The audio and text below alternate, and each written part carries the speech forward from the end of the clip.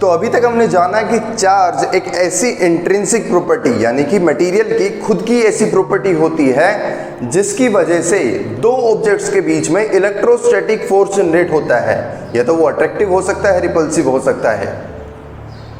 तो ये फोर्स होता कितना है, इस बात का पता लगाने के लिए हमारे पास एक फिजिसिस्ट हुए 1785 में, चार्ल्स ऑगस्टिन कूलम। इन्होंने अपना एक लॉ दिया जिसे हम कूलम्स लॉ के नाम से बुलाते हैं। तो उस लॉ में हम पढ़ेंगे कि क्या उसकी प्रॉपर्टीज होती है चार्ज की और कितना मैग्नीट्यूड होता है चार्ज का। तो चलिए उन सब बातों के बारे में जानते हैं। So hey, my name is Akshit and you are watching ASP, a moment with science.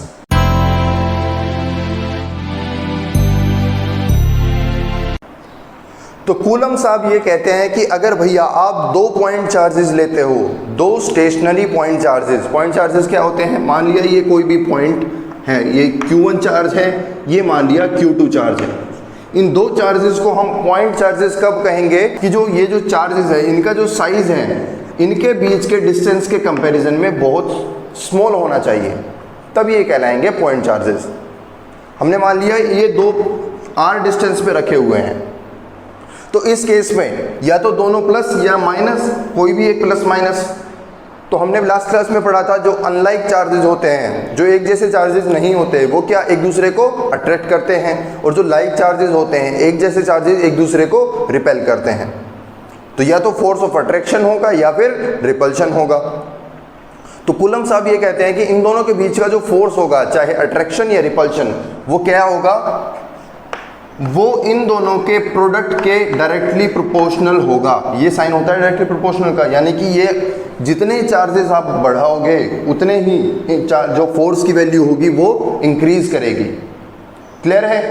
दूसरी प्रॉपर्टी उन्होंने पढ़ी कि जब उन्होंने इनके बीच का जो ये डिस्टेंस है ये डबल कर दिया, यानी कि अगर 2 मीटर पे रखे थे तो 4 मीटर कर दिया, जब डबल किया तो उन्होंने देखा कि जो फोर्स की वैल्यू है वो 1/4 टाइम से डिक्रीज हो गई।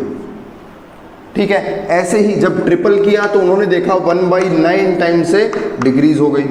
तो उन्होंने यहाँ से एक चीज़ ऑब्जर्व की कि जो डिस्टेंस है फोर्स डिस्टेंस के इनवर्सली प्रोपोर्शनल है, यानी कि ये बढ़ रहा है तो ये घट रहा है, लेकिन स्क्वायर के रिस्पेक्ट में इनवर्सली प्रोपोर्शनल है, यानी कि दोनों के बीच के डिस्टेंस के स्क्वायर के इनवर्सली प्रोपोर्शनल है।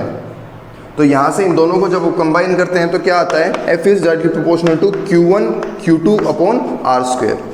प्रोपोर्शनलिटी हटाने के लिए कांस्टेंट लगाते हैं तो लगा दो K Q1 Q2 upon R square. ये हमने एक प्रोपोर्शनलिटी कांस्टेंट लगा दिया, जिसकी वैल्यू क्या होती है, अगर हम फ्री स्पेस की बात करें, ये पूरा फिनोमिना, अगर ये दो चार्जेस एक फ्री स्पेस में रखे हैं, यानी कि यहाँ पे कोई मीडियम नहीं है, वैक्यूम है, तो ऐसे केस में K की वैल्यू क्या होती है, ये रटने वाली बात है, 1/4 pi epsilon not. Epsilon not के बारे में आपने पढ़ा होगा, वरना तो आगे जाके जो मैग्नेटिक इफेक्ट की वो आएगी यूनिट, तो उसमें पढ़ोगे आप। ये होता है परमिटिविटी ऑफ फ्री स्पेस। इसके बारे में डिटेल आप जानोगे आगे। इसकी वैल्यू अभी के लिए याद कर लो, 9 × 10⁹ ये होती है K की, यानी कि 1/4 पाई एप्सिलॉन नॉट की वैल्यू। अब यूनिट क्या होती है, यूनिट निकालने के लिए इस फॉर्मूला पे जाओ। इस फॉर्मूला से कैसे निकालेंगे यूनिट, देखो।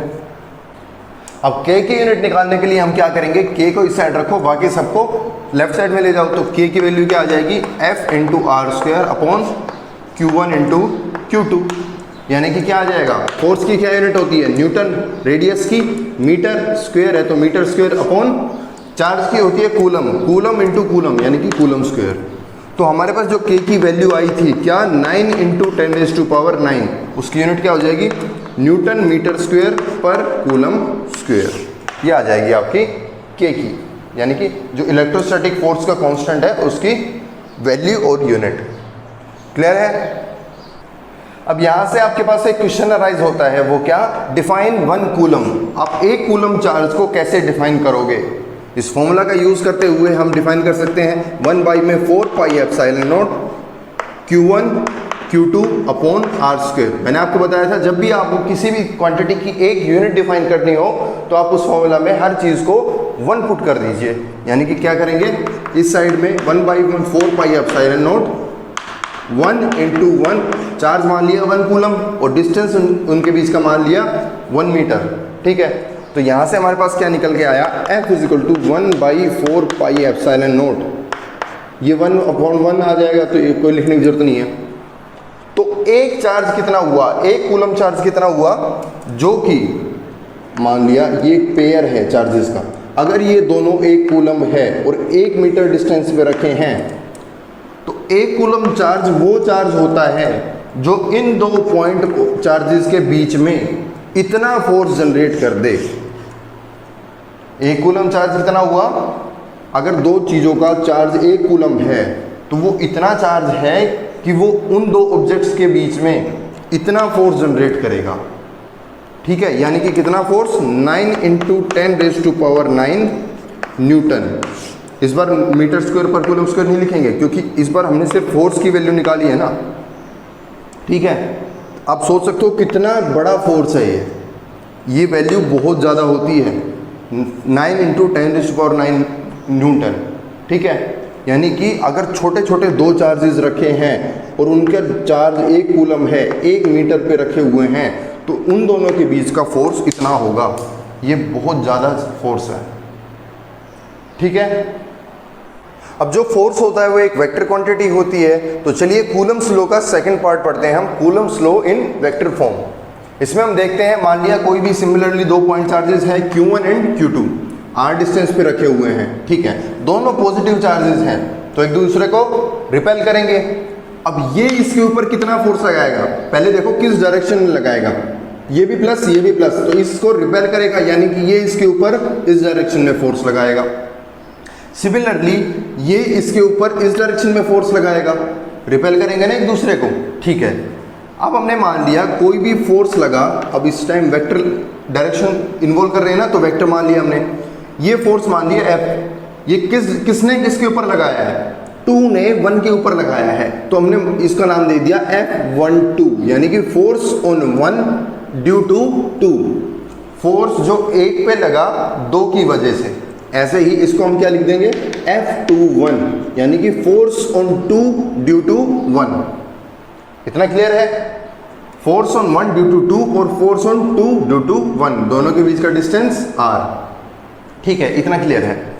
अब हम पहले पढ़ते हैं F12 की वैल्यू। सिमिलरली फॉर्मूला वही चलेगा, 1/4 pi epsilon not Q1 Q2 upon r square. लेकिन इस साइड देखो, ये जो पूरी यूनिट आई है ये स्केलर है वेक्टर है, हर चीज़ यहाँ पे स्केलर है। ठीक है, तो अब तक तो स्केलर चीज़ है, लेकिन यहाँ पे हमने लिखा हुआ है एक वेक्टर क्वांटिटी, तो इसको भी वेक्टर बनाना पड़ेगा।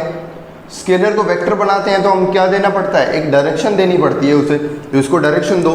डायरेक्शन देने के लिए हमने लिख दिया r, ये 12 है तो हमने लिख दिया r21 कैप। अब ये r21 कैप क्या है, इन दोनों के बीच की ये है, अगर यहाँ पे हम ये डायरेक्शन लेंगे तो ये हो जाएगी r21 कैप, और इस साइड की डायरेक्शन लेंगे तो r12 कैप। अब कई बुक्स में आपके पास ये 12 के साथ 12 भी लिखा होता है, यहाँ पे मैंने लिख दिया 12 के साथ 21। ये अलग अलग बुक्स में अलग अलग प्रेफर करते हैं, आप कुछ भी ले सकते हो।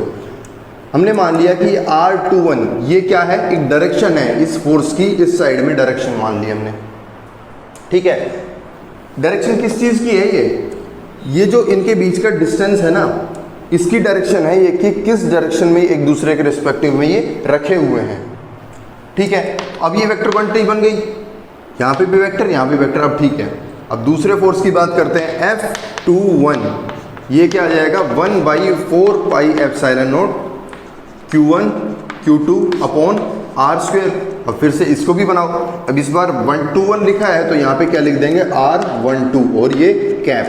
कैप क्यों लगाते हैं, यूनिट वेक्टर है जो सिर्फ डायरेक्शन दे रहा है। क्लियर है, यहाँ से बात क्लियर है बिल्कुल। अब देखो r21 और r12 एक दूसरे के अपोजिट डायरेक्शन है ना, डायरेक्शन अपोजिट है, लेकिन दोनों यूनिट वेक्टर है, तो हम यहाँ से क्या लिख सकते हैं कि जो r12 है वो किसके इक्वल हो जाएगा, -r21।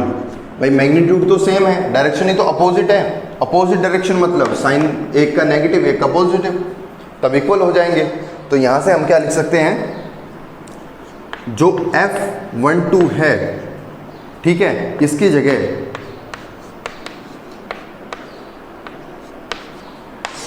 ये लिख सकते हो आप भाई। इसकी जगह अगर मान लो आपको 2 1 लिखना है तो 2 1 लिखने के लिए क्या करना पड़ेगा, साइन नेगेटिव लगाना पड़ेगा, यानी कि साइन यहाँ पे नेगेटिव। अब ये जो पूरी क्वांटिटी आ गई ये क्या आ गई, F12। तो यहाँ से क्या लिख सकते हैं, F21 is equal to minus F12, यानी कि ये भी लिख सकते हैं।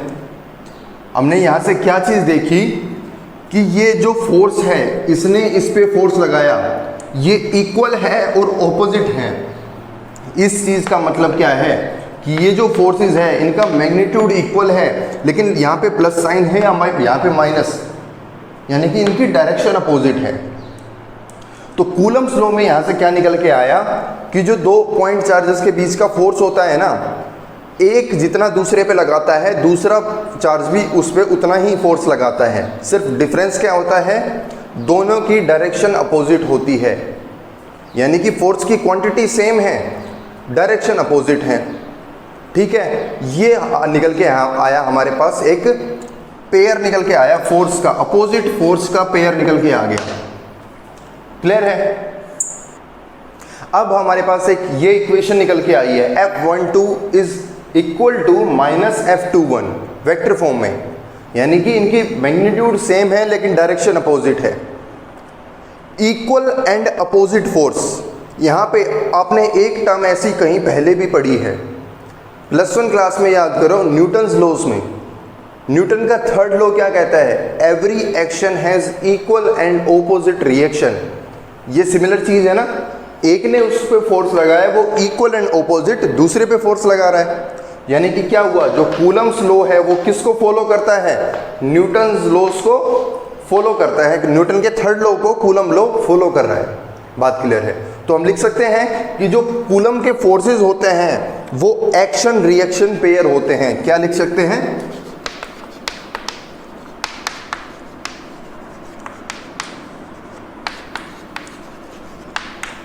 जो कूलम लॉ के जो फोर्सेस हमने निकाले वो एक एक्शन रिएक्शन पेयर होते हैं, यानी कि एक एक्शन को दिखाता है और दूसरा रिएक्शन को। लेकिन क्या इतना लिख देना बात बिल्कुल क्लियर है, क्या इतना लिख देने से काम बन जाएगा? देखो, हमने मान लिया एक ये चार्ज एक ये चार्ज, अब हमने यहाँ से पता लगाया कि एक दूसरे पे इक्वल एंड ऑपोजिट फोर्स लगाते हैं। तो क्या हम ये लिख सकते हैं, इसने यहाँ पे फोर्स लगाया, इसने यहाँ पे फोर्स लगाया, ये भी 5 न्यूटन, ये भी 5 न्यूटन। क्या इस बात को सेटिस्फाई कर रहे हैं? इस बात को कर रहे हैं, क्योंकि यहाँ पे 5 न्यूटन है, ये भी 5 न्यूटन, यानी कि फोर्स इक्वल है। इसकी डायरेक्शन ये है, इसकी डायरेक्शन ये है, यानी कि ऑपोजिट है। इक्वल एंड ऑपोजिट, इस बात को सेटिस्फाई कर रहे हैं। लेकिन क्या ऐसा होता है? ऐसा तो नहीं होता है। क्यों? क्योंकि या तो इन चार्जेस में अट्रैक्शन होगा या रिपल्शन होगा, जो कि कहाँ पे लगेगा, या तो ये दोनों एक दूसरे को अट्रैक्ट करेंगे या एक दूसरे को रिपेल करेंगे। यानी कि जो फोर्स लगेगा वो इस लाइन पे लगेगा जो लाइन इन दोनों चार्जेस को जोड़ती है। यानी कि फोर्स हमेशा कहाँ पे एक्ट करता है? Line joining the 2 charges. ठीक है, यहाँ पे ये दूसरी डायरेक्शन में नहीं लगता है, तो ये बात गलत हो जाती है। तो इस पॉइंट में एक्शन रिएक्शन पेयर में हमें एक लाइन और ऐड करनी पड़ेगी। क्या? It is action reaction pair where the force always